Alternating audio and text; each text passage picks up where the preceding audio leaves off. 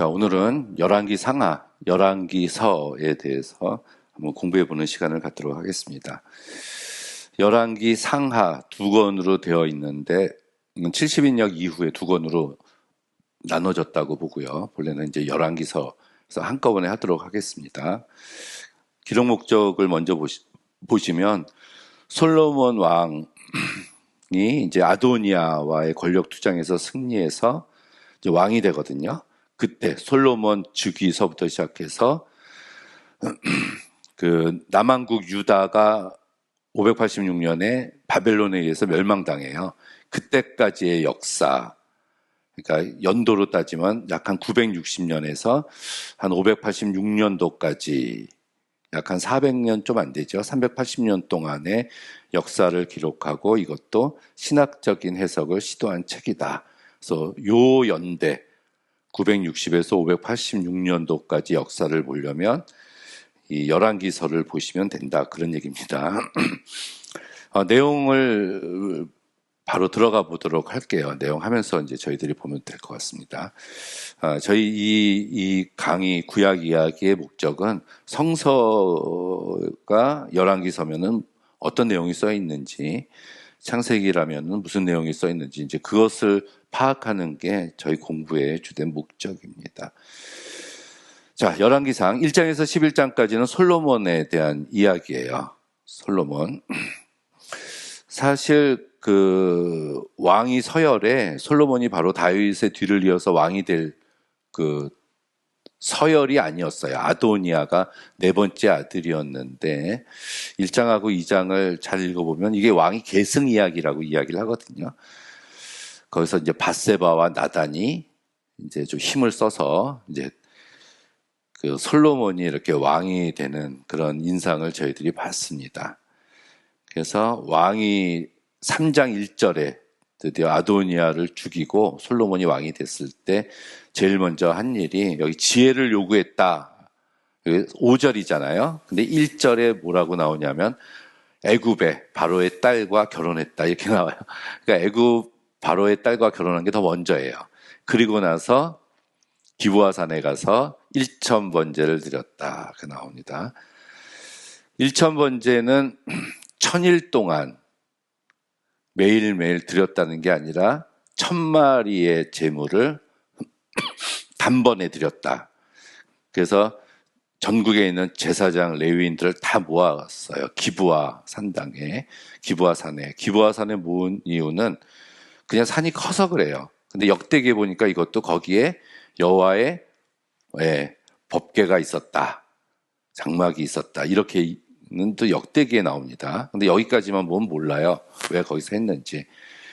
근데 그것도 한 일주일 정도 이상은 걸렸을 거라고 얘기합니다. 1000마리를.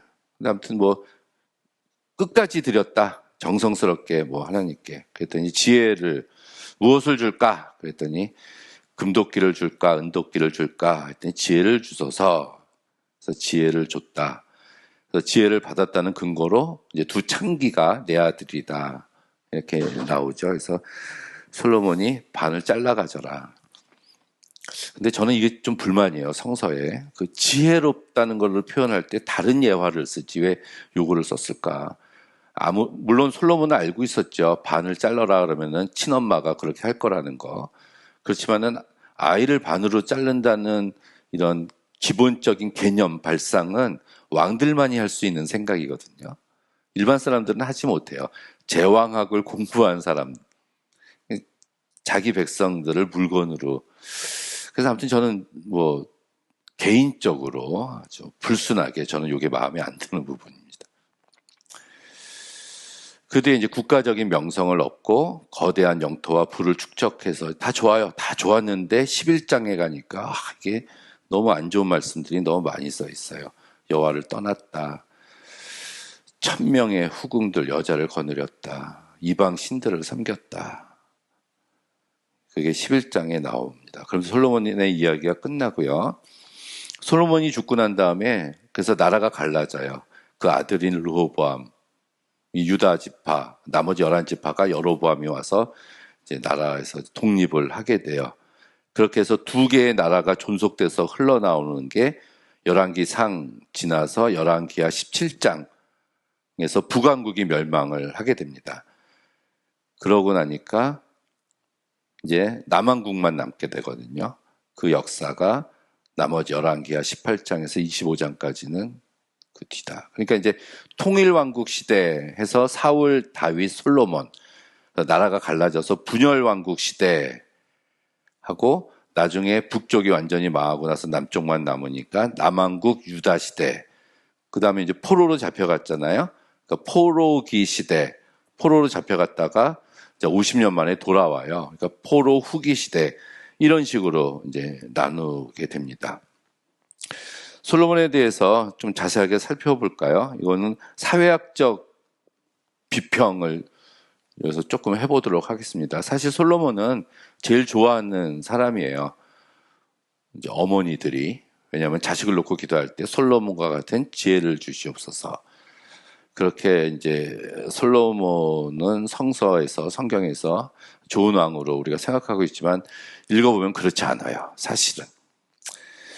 다 이제 성경에 써 있는 건데 보니까 솔로몬의 이제 군사력을 보면 병차가 1,400대, 마병이 12,000명, 말이 4,000마리, 외양간도 유지했죠. 여기 10장 26절에 나옵니다. 근데 이걸 돈으로 계산을 해봤어요. 그랬더니 병차 한 대가 600세겔, 세필의 말이 450세겔. 그러면 요게 하나잖아요. 병차 한 대를 말 3개가 이끄니까 1,050세겔. 이게 1,400대가 있다 그러니까 곱해봤더니 73만 5천 세겔이에요. 아니, 오른쪽에 있는 147만 세겔이 됩니다. 그럼 이거는 양 73만 5천 마리의 양값에 해당한 금액이라고 합니다. 그러니까 막대한 군사를 유지할 수 있는 유지비, 병사들의 훈련비 등 엄청난 군사비가 지출이 됐을 것이다. 참고로 다윗 시대에는 전차가 한 대도 없었고요. 전쟁에서 전차를 뺏었음에도 불구하고 다윗은 전쟁에 전차를 한 대도 사용하지 않습니다. 자, 이 말은 뭐냐면은 당시는 굉장히 먹고 살기 힘든 세상이에요. BC 1000년 전이거든요. 그러니까 모든 사람들이 식량을 생산하는 일에 몰두해야 되는 사회였어요. 다윗이 8번째 어린 아들이었음에도 불구하고 밖에 나가서 양을 치고 있었잖아요. 또 사자랑 곰이 오는 것에 대항해서 양을 지킬 정도로 식량을 생산했어야 되는 시기에 군사들은 훈련을 하고 식량 생산하는 일에 동원되지 않았다는 얘기입니다. 그럼 벌써 세금을 걷어서 이걸 유지를 해야 된다는 얘기거든요. 그럼 백성들은 식량을 생산해서 세금을 내야 된다는 얘기예요. 그럼 일하지 않고 그 세금으로 먹고 사는 그런 관리들과 병사들이 생겼다는 얘기고, 솔로몬 시대에 이르러서 이제 신하들, 관직에 있는 신하들 이름이 굉장히 많이 나와요. 국내 댕신 누구고, 뭐 율법자는 누구고, 뭐 이렇게 쭉쭉쭉쭉 나오는데, 그런 신하들이 있으면 그들에게도 녹봉을 줘야 되잖아요. 그런 시대가 도래했다는 얘기입니다. 두 번째, 여자들도 보면 왕이 된 다음에 처음 한 행동이 바로 바로의 딸과 결혼했다는 겁니다. 이거는 동맹을 맺은 거예요, 애굽하고. 그리고 이제 스바 여왕이 지혜를 칭찬하려고 왔죠. 그래서 금 120달란트와 많은 보석을 가지고 와서 솔로몬에게 바칩니다. 그래서 이거 돈 번 거 아니냐 이렇게 생각할지 모르지만 9장 13절에 보면은 그녀가 돌아갈 때 그녀가 구하는 것은 솔로몬이 모두 다 주었다. 이런 구절이 나와요. 그러면 더 많이 줬을 수도 있다는 얘기고, 후비가 7천이요 빈장이 700이요 빈장이 300이라 해서 1000명이나 되는 이방 아내와 후궁을 두었다는 거. 1000명이라는 백성들의 딸을 데리고 갔다는 거죠. 그리고 궁극적으로 하나님을 떠났다는 구절이 나와요. 솔로몬이 마음을 돌이켜 이스라엘 하나님 여호와를 떠남으로 하나님께서 이제 나라를 반으로 가르시기로 작정하셨는데 하나님이 다윗을 사랑하셔서 솔로몬 때에는 가르지 않고 솔로몬이 죽고 난 다음에 나라가 갈라질 것이다. 이렇게 말씀하십니다. 이 1000명이 먹는 궁궐에서 1000명의 여자가 먹는 식량에 대해서도 성경이 기록을 하고 있거든요. 가는 밀가루가 300석, 굵은 밀가루가 60석, 살찐소 10마리, 초장의소 20마리, 양 100마리, 그 외 수사슴, 노루, 암사슴, 살찐 새들을 하루에 먹었대요. 하루에. 열왕기상 4장 22, 23절에 나오는데 이게 이제 솔로몬 시대 때 그렇게 풍요로웠다, 잘 살았다라는 것을 강조하기 위해서 기록된 것으로 보이지만 한편 우리들의 마음 한켠은 굉장히 불편합니다.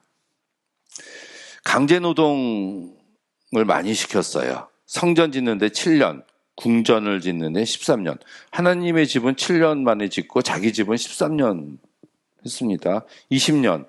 그럼 20년 동안 백성들은 이 건축 사업에 식량을 생산하지 못하고 동원이 됐고, 그럼 식량은 누가 생산해요? 아내와 여자들과 어린아이들이 그 일을 했다는 얘기입니다. 그리고 이제 성전을 건축하면서 두로왕 히람에게 이스라엘 성읍 20개를 넘겼다고 나오는데, 역대기에서는 굉장히 이제 찝찝하니까 반대로 받았다 이렇게 표현돼 있어요. 그리고 그 뒤에 밀로, 예루살렘, 하솔, 무기또, 게셀 이런 성도 건축했다. 국고성, 병차성들, 마병의 성들도 지었고 에시온 게벨에서 배도 만들었다. 세금을 걷었는데 10장 14절에 보니까 666 금달란트를 걷었다 이렇게 나와요. 이게 숫자가, 이게 666이라는 숫자가 이게 예사롭지 않습니다. 이런 것들이. 이런 게 이제 숨겨둔 묘사예요. 이런 거. 그래서 당시 식량을 생산하는 일에 몰두해야 할 백성들을 강제 노동으로 내몬 것이다. 근데 이제 잘한 게 이제 솔로몬이 성전 지었다고 하잖아요. 6장 2절에 보니까 길이가 60규빗, 60규빗은 이만큼이에요. 1규빗이, 너비가 20규빗이요, 높이가 30규빗. 계산해 보니까 15.9, 10.6, 8 해봤더니 한 100평 정도, 98평 정도 돼요. 여러분 98평, 100평 정도 되는 규모. 이게 생각보다는 작아요. 그러니까 온 백성들이 하나님께 예배드리기 위한 성전으로는 그렇게 크지 않습니다. 사실은. 그래서 왕족을 위한 성전이었을 것이다. 근데 이게 하나님을 위한 성전만 지은 게 아니다라는 이야기도 있어요. 각각의 이방의 아내들을 취했는데 그들을 위한 성전들도 다 지어줬다고까지 비평학자들은 이야기를 해요.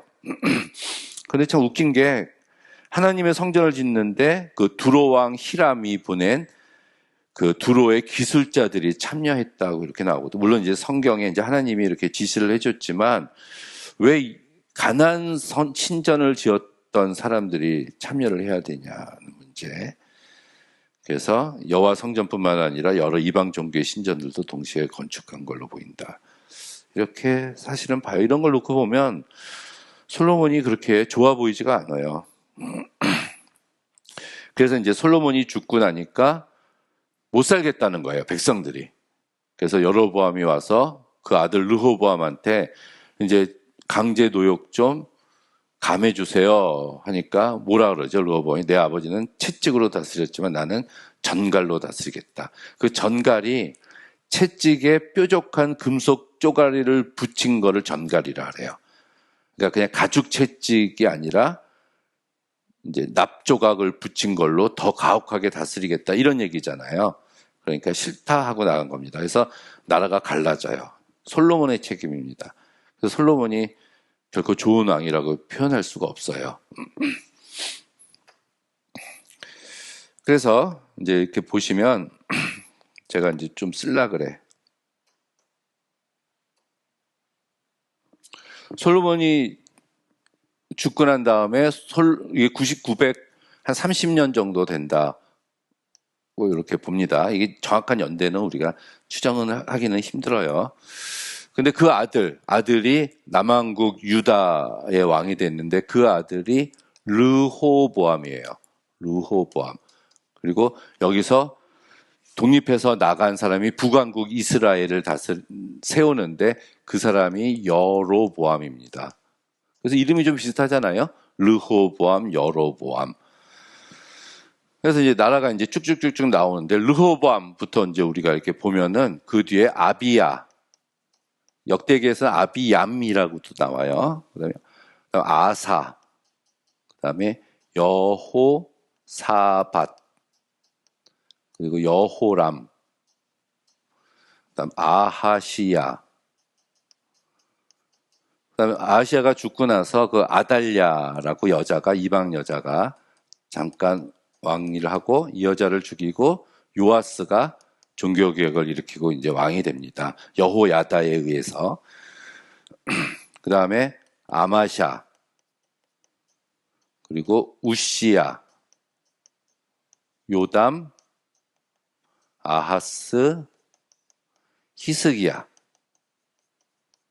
그 다음 므낫세, 그 다음 아몬, 요시야. 요시야의 네 아들이 다 왕이 돼요. 그래서 첫째 아들이 엘리야김, 그 다음에 여호야김, 둘째가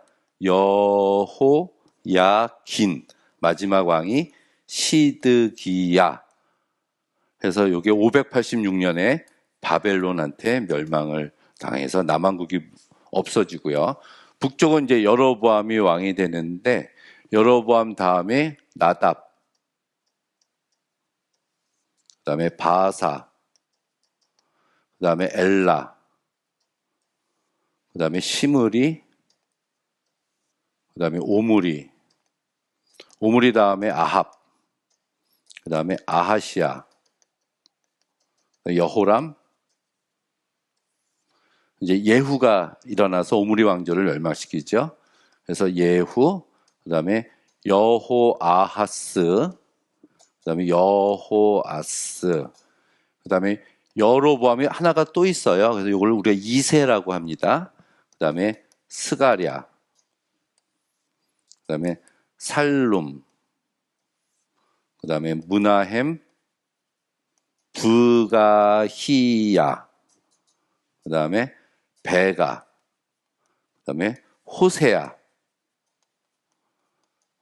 이렇게 해서 722년에 아수르한테 멸망당합니다. 이게 남왕국과 북왕국이에요. 요게 망했을 때가 요 아하스 시대, 아하스 어디 있죠? 아하스. 요 시대 때 이제 망하게 돼서 요 위에 이제 사울과 다윗, 솔로몬이 통일 왕국 시대, 그리고 요쪽이 분열 왕국 시대, 이제 남쪽만 있으니까 남왕국 유다 시대, 그리고 뒤에 포로기 시대, 이렇게 나눠요.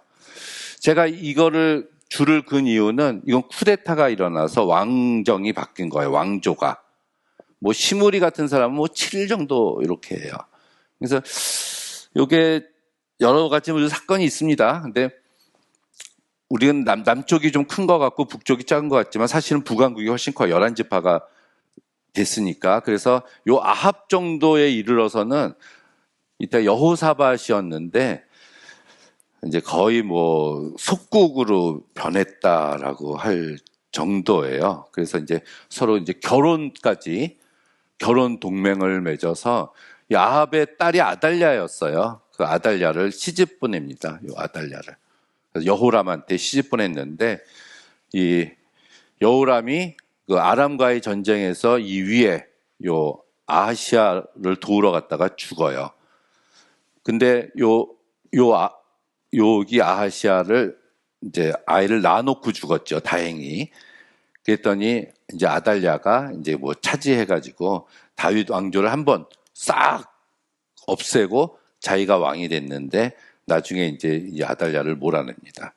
이 중요한 게 뭐 요 정도, 일단 요 정도가 그 남왕국과 북왕국이라는 것을 보시면 될 것 같고, 요거를 제가 정리를 조금 했어요. 그래서 요 얘기를 좀 하려고. 자, 제가 이제 썼던 게 여기 다시 나오죠. 좀 글씨가 좀 작지만 이런 식으로 우리가 볼 수가 있습니다. 근데 여기서 제가 요 얘기 하나를 제가 드리려고 그래요. 그게 뭐냐면은 그 선지자. 우리가 알고 있는 선지자 중에서 이제 다윗 시대 때는 그러니까 나단 선지자, 갓 있었고요. 솔로몬 시대 때는 별로 없는데 이제 그 뒤에 등장하는 게 엘리야하고 엘리사잖아요. 엘리야 그리고 엘리사. 요 사람 나왔을 때가 요 아합 시대였어요. 아합. 그래서 열왕기 하 1장 시작할 때 아합이 죽은 후에 이렇게 시작하거든요. 그거를 우리가 봐야 됩니다. 이게 8세기예요. BC 8세기라고 얘기합니다. BC 8세기에 활동했었던 사람이 엘리야, 엘리사. 근데 이때까지는 이 사람들이 이제 글을 적지 않고 뭐 살아서 올라가고 막 이렇게 뭐 하잖아요. 그리고 나서 그 다음에 이제 여기 9세기고요. BC 8세기. 8세기라 그러면 900년에서 800년 사이. 900에서 800. 요 사이를 우리가 BC 8세기 예언자 이렇게 800에서 700이죠. 800에서 700. 800에서 700을 8세기 예언자라고 얘기하는데 요게 722년에 멸망을 당하거든요. 요때 700년대까지 활동을 했었던 선지자가 우리가 아는 이사야 그리고 아모스, 호세아, 그다음에 미가 그리고 우리가 요엘하고 요나를 요 시대 때 활동했었던 사람이라고 이야기를 해요.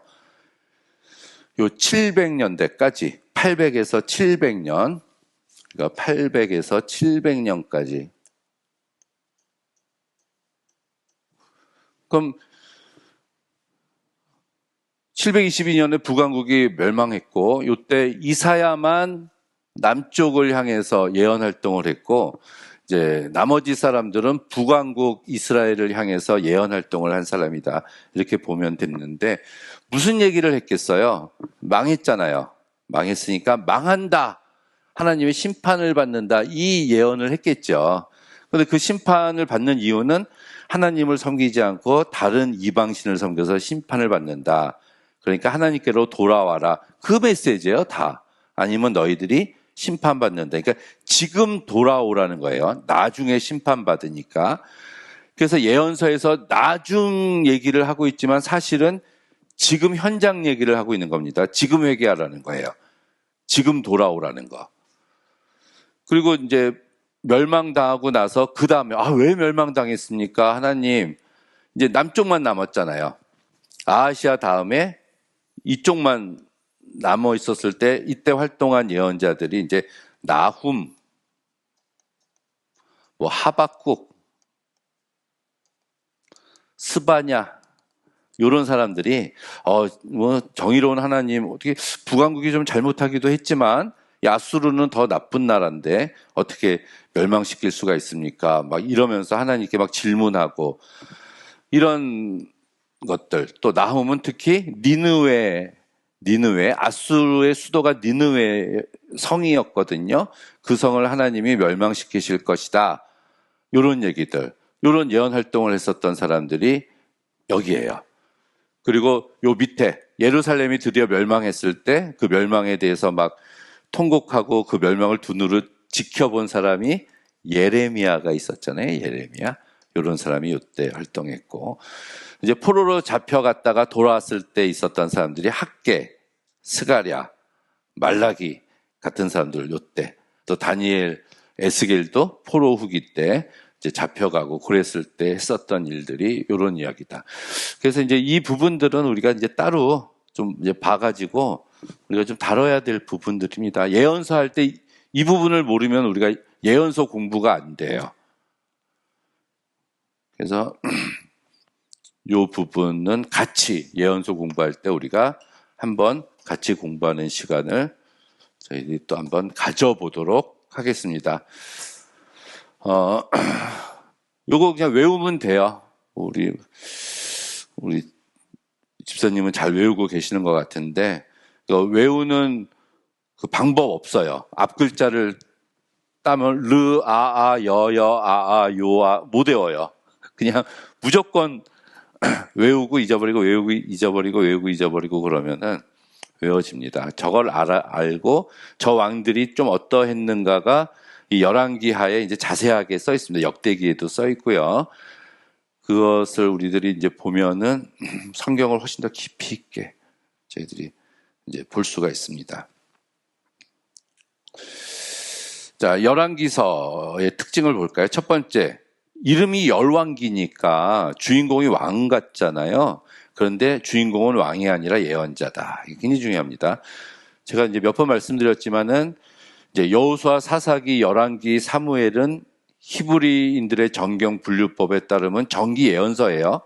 그 이사야, 예레미야, 에스겔, 12소 선지가 후기 예언서. 그러니까 이건 예언서라고 본래 의도를 예언서의 의도를 가지고 쓰여진 거예요. 그래서 성경적으로 이제 정치적으로 훌륭한 왕은 이야기를 하고 있지 않습니다. 여기서 이제 우리가 보는 이 여로보암 2세 있잖아요. 2세 같은 경우는 780에서 740이에요. 40년 동안. 그래서 정치, 경제, 군사적으로 안정돼 있고 오히려 솔로몬 시대 때보다 더 번영을 이루었어요. 잘 되고 있었다고. 그 이유는 이제 주변에 있었던 이제 아람하고 이 아수르가 자기들끼리 치열하게 막 싸우고 있었거든. 그래서 북왕국한테 신경을 쓸 여력이 없었어요. 이 아람이란 나라가 730년에 망합니다. 아람의 군대 장관 나아만 있었던 그걸 아수르가 멸망을 시켜요. 730년에. 그리고 이제 아수르가 이제 부흥되고 이제 강성해지고 있는 상황이었는데 그때까지 딱 있었던 거야. 740년. 근데 여로보암이 죽고 나서 스가랴, 살룸, 므나임, 부가이아, 베가, 호세아 둘레 6명의 왕이 40년부터 722년에 멸망하니까 18년 동안 왕조가 한 번, 두 번, 세 번, 네 번 바뀌면서 6명의 왕이 그러니까 몇 년 하지도 못하고 나라가 엉망이 돼버리고 있는 거예요. 근데 성경에 이 여로보암 2세에 대해서는 성경이 얘기를 안 해요. 아모스서 1장에 나와요. 여로보암 2년 여로보암 왕 때 지진 나기 2년 전에 이제 아모스가 뽕나무 재배했던 아모스가 하나님의 말씀을 전한 경고다. 이렇게 얘기하고 성경은 여로보암 2세의 왕에 대해서 언급하지 않습니다. 그 이유는 그런 왕은 근데 우상을 섬겼다 이렇게 나오거든요. 여로보암 2세가. 그러니까 열왕기 기자의 그 관심에서 그 사람은 이제 아니라는 얘기죠. 아합 왕에 대한 얘기는 굉장히 많이 나오잖아요. 성경에. 나쁜 왕인데. 근데 그것은 엘리야 얘기를 하려고 아합 왕 얘기가 나왔을 뿐이에요. 아합도 나쁜 왕. 근데 아합도 사실은 이제 정치적으로 이렇게 보면은 나라를 굉장히 강성하게 만든 사람이라고 보고, 그 아버지가 오므리인데 오므리의 출신이 이방인이 아니었나 이렇게 봐요. 왜냐면 오므리를 소개할 때 어느 집파 누구의 아들 오므리라고 얘기 안 하거든요. 뭐 그런 것들. 그래서 주인공은 예언자다. 그래서 나단, 아히야, 스마야, 엘리야, 미가야, 엘리사, 요나.